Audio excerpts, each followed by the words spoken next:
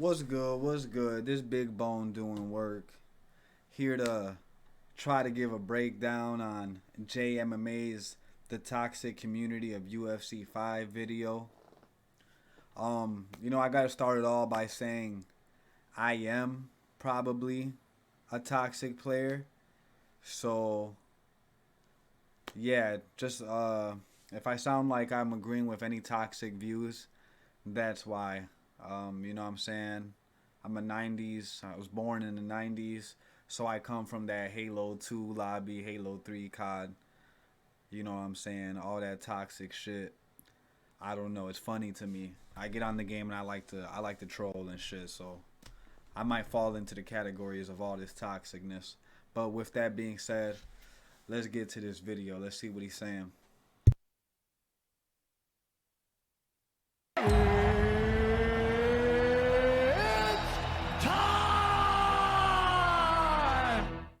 He's irrelevant. That's the problem. The kid's losing subscribers by the day, and this is his career. Good luck. If you're gonna call somebody a bum, stand on that shit. Stand on it, bro. Don't say no offense. Man, I could agree with that too. Stand on everything you're saying, but you know what I'm saying? At the end of the day, it's a video game. It don't even got to be that serious. You know what I'm saying? Like, I might call somebody a bum and not even mean it. You know what I'm saying? It's video game talk. Before we dive in, let's take a moment to rewind and set the stage. The Ultimate Fighting Championship, commonly known as the UFC, has dramatically transformed the landscape of combat sports gaming through its partnership with EA Sports. Each release draws millions of fans eager to experience the convergence of gaming and the real-life octagon. However, lurking beneath the surface of this thrilling spectacle is a less savory reality, a toxic undercurrent within the UFC 5 community. I'm JMMA, and in this video we're going to explore the depths of toxic culture overshadowing the UFC 5 community. We'll examine its origins, the key players, and the tangible impact it has had on both the virtual world and Damn, the key players. Is he about to drop names on toxic people? Oh Lord, let's get this going. its real-life players of the sport. The drama within the community has reached a fever pitch recently, but the real issue at heart seems to be the culture itself. My observations suggest that the online play of UFC 5 is a significant source of the negativity, ranging from casual trash talk to serious threats. It's clear that such behavior is inexcusable, yet it's important to recognize that these individuals don't solely contribute to the toxicity. The UFC 5 scene is also plagued by cheating, exploitation, and unethical gameplay. Definitely a lot of cheating and a lot of exploiting, but to be real, that's with every video game. You know what I'm saying? If you look at Call of Duty, you literally got hackers. You know what I'm saying? You look at these huge games, you literally got the, like, you know what I'm saying, maximum amount of cheating that you could even think of. So, like, there is a lot of cheating in UFC, and there is a lot of exploiting, but compared to a lot of games that I play, you know what I'm saying? It's not that bad. I'm gonna just keep, you know what I'm saying? It ain't that bad. It's bad, but it ain't that bad. It's getting cleaned up. Every update is getting a little bit more cleaned up. Like right now we got like little sub exploiters, and we got, you know what I'm saying, just spammers taking advantage of the stamina. A lot of different things too that I can't think of at the moment. I don't really be looking into exploits, but there's definitely times when I'm playing the game and I'm like, man, this guy got to be on some cheating shit. But let's see what he's talking about. Some top players, a term I use lightly, resort to exploiting glitches and employing questionable tactics to unfairly dominate their opponents. This win-at-all-cost mentality, coupled with an inability to gracefully accept defeat, spirals into the toxic environment we witness today. It's disheartening to see the community's decline with each new installment, seemingly exacerbating the issue. UFC 1 maintained a semblance of calm, being the first game in a series. However, the release of UFC 2 marked the beginning of a downward spiral, in my opinion. Further fueled by the popularity surge following Conor McGregor's victories over Jose Aldo and Chad Mendes, and the introduction of Game Chat, set the stage for what will become a persistent. I miss Game Chat, man. That was the best. Good times on Game Chat. Good times on Game Chat. You know what I'm saying? I can understand why they took it away, but you know what I'm saying? Game Chat isn't for the faint of heart. You know what I'm saying? That's for the big dogs. the Stone Heart, the Stone Hearts only. You feel me? The issue through UFC 3, 4, and now UFC 5. Do you see the trend? As these games get less and less progressive, so does the community. This now leads us to the people directly affected, or who some may consider the main source of the toxicity, the player base. Numerous incidents from cheating scandals to a lack of accountability highlight the challenges within the UFC 5 community. The absence of effective oversight and consequences emboldens offenders, perpetuating the cycle of toxic behavior. A notable instance occurred on February 26, 2024, when the content creator Prioxis criticized another player's. Shout out Prioxis. Prioxis for president, know what I'm saying? That's the man right there. That's the homie. I knew, you know what I'm saying? I didn't really know him, but I remember playing UFC against him before he blew up and all that. So it's always shout out Prioxis. It was a crazy come up. I watched it. Gameplay on Twitter, sparking a heated exchange. Prioxis posted this tweet that reads, "Dog, that I am Treehouse dude is a pure bum. It's sad how he is so successful playing that way." I actually remember this tweet, and I actually replied to it, I think. From what I remember, it was a dude who was like grappling. I don't even know. We're going to see. You know what I'm saying? I got bad memory. Let's see what it's about. Follows up with another tweet that says, "It's like him is why nobody wants to play UFC 5 ranked. #SpammerK." Spammers, you know what I'm saying? Spamming is the worst. Like, the spammers literally have turned UFC 5 into Tekken. Where, like, you know, when I'm playing a game, I'm thinking of it in, like, a realistic fight sense. These guys are literally going to the manual or something, looking up combos, looking at the longest combo that there is, and memorizing it. Like, you know what I'm saying? Like, little 8-punch combos. Like, and I could be wrong. You know, I'm just talking shit. I never looked at the manual, but that's what I be feeling like they're doing. Treehouse responds to say a tweet with, "Sweet, can't wait, man. Gonna be a great video of you playing a game you can't stand and complaining the entire time like the last 20 you've made." Now, what just seems as a simple back and forth including trash talk will soon turn into something much larger. That same day, Prioxis posted a video of the encounter, and many members of the community would think Treehouse's style of play is cheesy. No. I knew he was gonna slip, bro. Like, this, it's just sad, bro. It really is just fucking sad, bro. It's really sad. And I'm gonna go to the leaderboards and I'm gonna show y'all where this dude is ranked at.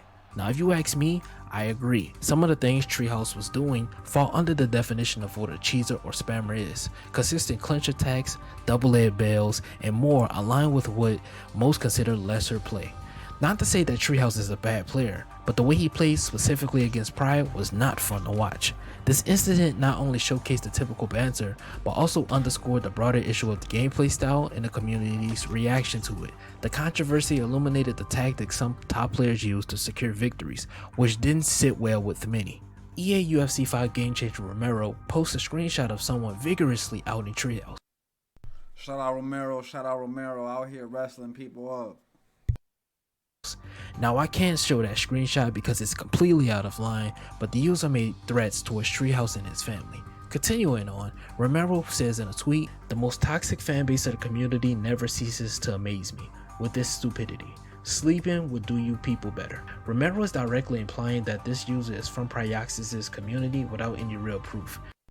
Beef. The beef go crazy, man. I remember waking up like, what? Going to Discord typing, "Hey man, new beef just dropped." You know what I'm saying? I don't really get into it, but yeah, I remember seeing a little bit about that. Yeah, Romero was saying that Prioxis community is the most toxic, which I don't know if that's true or not. I haven't really like seen it, but hey man, he feels how he feels. The message was inexcusable, but without any mention of the creator or knowledge that he's an avid watcher of Prioxis, lumping him with that creator's community seems like somewhat of a bias towards Prioxis. This is something Pride calls out in his response video as he defends himself from Romero's claims. Go and watch this video, you can type in that title, but look at this. So, after this fight, win or lose, man, you guys need to go to his channel and you need to After this fight, In the win or lose, you guys need to go to his channel. comment section, let him know that you to the guys comment know of section. his disability and you feel for him, truly. You know, let him know that you guys know. That's Marshall Mind talking. And I ain't gonna lie, Marshall Mind uploaded a video of me, and you know what I'm saying, I got like 100 messages. And I ain't gonna say that he directed them to me. And even if he did, I ain't soft, so I ain't crying about it. But, you know what I'm saying, I did get a little heated. I did message him one day. I was like, you soft for having everybody message me. But, you know what I'm saying, I was being a little girl. It was kind of funny when I think about it. He had plenty of people message me. But, yeah, Marshall probably do beyond that. You know what I'm saying? Because he beat me in ranks. I didn't even know it was him because his little... his Smurf gamer tag is Seek to Destroy. You know what I'm saying? I don't know who the hell that is. I don't be watching none of these people. So I knew Marshall Mind though. If his gamer tag was Marshall Mind, I would have knew. But Seek to Destroy, I'm like, who the hell is that? Next thing you know, like an hour later, I'm getting spammed like hundreds of messages. I still got the messages. Marshall washed you. Marshall beat your ass. All type of shit. So he might be on that. You know what I'm saying? But hey, even if he is, like I said, I ain't mad at it. You know what I'm saying? It was free press. All press is good press. Know of his extremely low IQ, and that you guys are impressed with what he's been able to accomplish regardless of it. Now, whether Marshall was sarcastic or not, he could have kept all that in this video. But no. He made sure to have his subscribers. This was a year ago. This back and forth has caused another rift as another creator by the name of Crooks the Great has made 3 back-to-back videos speaking on the situation. The ongoing dispute, further fueled by content from other creators, showcases This shit deeper than the Crips and the Bloods. Pay attention. the normalization of toxicity within the UFC 5 community. This sets a concerning precedent for young players who may adopt these behaviors. In my view, there's missteps on all sides. Romero's implication that the threats originated from Priox's community was a leap. Gotta love it by JMMA. You know what I'm saying? You gotta play the middle. Both sides were wrong. Underscoring the importance of creators taking responsibility for their influence while also recognizing the limits of their control over individual actions. The notion of attributing the actions of a few to a wider community without satellite evidence hints at a deeper bias. Romero is an EA game changer for the UFC series, and as a game changer, following up on the reply saying the play style wasn't cheesy because it was defendable. I didn't say he's an exploiter. I said he is a cheeser. Spamming clinch and takedowns is cheesing, no? By that logic, striking is cheesing too. Striking is generally connected to exploiting. Using a 4-star grappler whose best avenue to win is grappling is not cheesy. You might as well give up and lay down if you get annoyed at Adesanya throwing 10 legs kicks at you. Good point, because I'm the Adesanya that's going to throw 10 plus. Further proves the set. And to add to that point, we've literally seen Israel Adesanya do nothing but throw leg kicks. It's valid. And, like, you know, there comes a point when it's spamming, and you could tell it's spamming. Like, it's one thing if you got Marab doing nonstop takedowns at you. It's another thing if you got Conor McGregor who's, like, nonstop spamming takedowns at you, which you should be able to defend. I'm just saying, you know what I'm saying? There's levels to the spamming, like. You as bad as it sounds, there's a way to spam with IQ, which makes sense and doesn't seem non-realistic. I just think Romero suffers from what I call Homelander syndrome. It's when you gain an unfathomable amount of egotistical traits simply because you do something the average person does not do. And also, alluding to the fact that you put food on another There could be a little bit of that. I think that's in any industry and anything, you know what I'm saying? Like, if you're a championship boxer, you're not going to take anybody's opinion who's not a championship boxer serious at all when it comes to boxing over years. You know what I'm saying? You're always going to have some validity ego, you know what I'm saying? Where I'm a boxer. What are you trying to do? What are you trying to tell me about boxing for? creator's table because you simply do not mention him further proves my previous sentiment regarding personal bias. Also, something I forgot to put in the video, when he was talking with Fight Night Finest, shout out to Fight Night Finest, they were talking about, Romero and him were talking about problems with the game, and as an EA UFC game changer talking to an undisputed content creator who has actual access to these to developers, community managers, etc., he goes on and says this: that Fight Night's Finest should send him his problems, because he has friends in high places. Now, Pryaxa could have done a way better job clarifying to his community that they shouldn't attack Treehouse. But to give him the benefit of the doubt, he did say in this video, I'm not attacking him personally, I'm attacking his playstyle. That is far from telling his community to openly attack Treehouse. Kratos can only do so much to control other people's actions because it's just that. Other people's actions.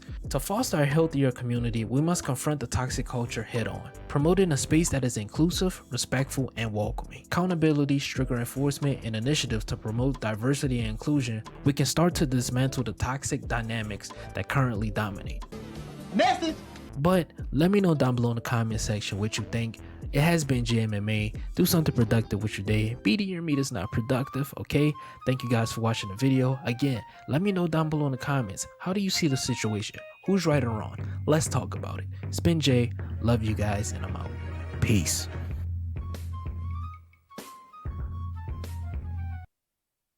Well, if you ask me, I don't know. Who cares who's right or wrong? Is there even a right or wrong? I guess it's just perspective. You know what I'm saying? Like, it didn't seem like there was really a right person and a wrong person. It seemed like two people that just had different views. That being said, everybody should just get along. You know what I'm saying? We all part of the UFC 5 community, EA UFC community, simulation, combat sport community, you know what I'm saying?